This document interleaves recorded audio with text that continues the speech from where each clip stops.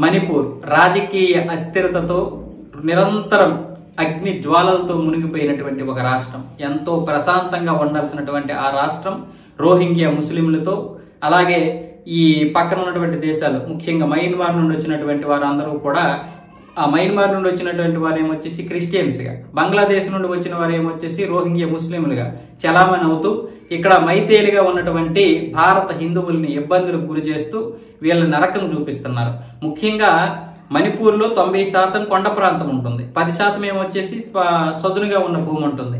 ఈ యొక్క చదునుగా ఉన్న 10% భూభాగంలోనే మైతేయులు బ్రతకాలి. ఈ 90% ఉన్న కొండ ప్రాంతంలో ఈ కుకీలు బ్రతకొచ్చు.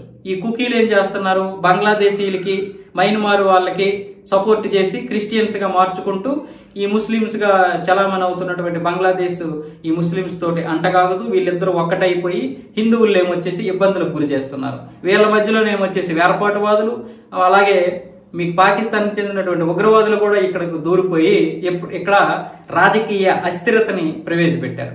దీనివల్ల బీజేపీ ఏం చేసిందంటే, బీజేపీ గెలిచినా కూడా అక్కడ వాళ్ళ యొక్క ముఖ్యమంత్రితో ఈ సంవత్సరం ఫిబ్రవరిలో రాజీనామా చేయించేసి రాష్ట్రపతి పాలన కొనసాగించింది. దాంతో ఒక్కొక్కడికి సవరం జరిగింది. ఇప్పుడైతే ప్రస్తుతానికి దారిలోకి వచ్చింది. కాబట్టి ఇంకా దారిలోకి రావాలంటే రాష్ట్రపతి పాలన కొనసాగాలి. కాబట్టి మరొక 6 నెలలు రాష్ట్రపతి పాలన కొనసాగాలని రాజ్యసభలో కేంద్ర హోంశాఖ అయితే నోటీసులు ఇవ్వడం జరిగింది. ఈ నోటీసులు కూడా రాజ్యసభ సెక్రటేరియట్ ఆమోదిస్తామని కూడా చెప్పారు. కాబట్టి మరొక 6 నెలలు రాష్ట్రపతి పాలన అయితే కొనసాగనుంది.